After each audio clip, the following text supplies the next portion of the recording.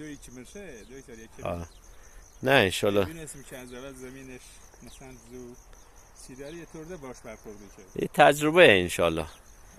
از لحاظ اذیت شدگی جناب آقای موسوی، از لحاظ که اذیت شدی در طول کشت و آیا شرایطش سخت بوده نبوده، اینه توضیح بدید که ممنون میشه.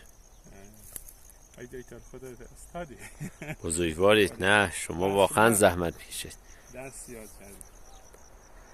ای دکتر چون تجربه اولی با مشاوره زنوالی ما این کار انجام دادیم، یعنی با کمک زنوالیه خدا هم کمکه که کلا جوری حالا برداشتش بیرون ستوره. ولی ما داریم تشویق میکنیم مردم روستای موردرازه که واقعا به جای گندم کاری و زوکاری حتما این سمت سوی همین سیادونه و جانداروی بهتره.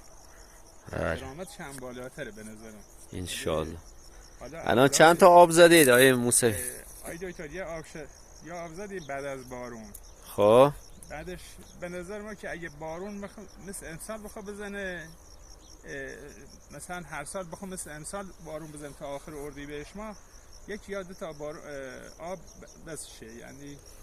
ولی اگه بخوایم بارون نزنه یعنی البته ما دیر کاشتیم اینو، اسفند ماه کاشتیمش. ما اگر پاییز کشت کنیم دیگه الان برداشت میکردیم، نیازی آبیاری هم نبود اصلا. کشتش کنیم شاید بهتره، نیازی نیست دیگه این موقع فصل برداشتشه. بله اصلا درست، چون الان رفته به بذردهی. ما زودتر انجامش بدیم. از نظر خودت، از لحاظی که داری اینو مشاهده میکنی، به نظر خودت چطوره؟ امیدوار کننده. خدا را شکر، خدا را شکر.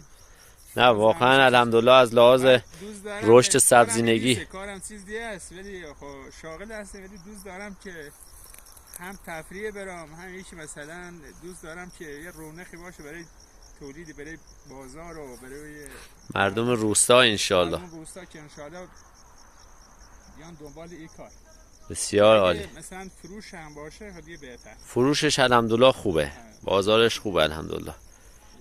خب دست شما در نکنید. بس زحمت کشی، بس این که اذیت شدی، اذیت واقعا نیستی، ولی طول زمین اگه حدسی بیشتر باشه آی دکتر باید حداقل یکی یا دو تا زو وسطش ما بگیم لاس بندازیم. درست. که برای آبیاری. برای آبیاریش همون پنجغازی که میزنیم او 2 متری که راه میکنه کار خوبیه.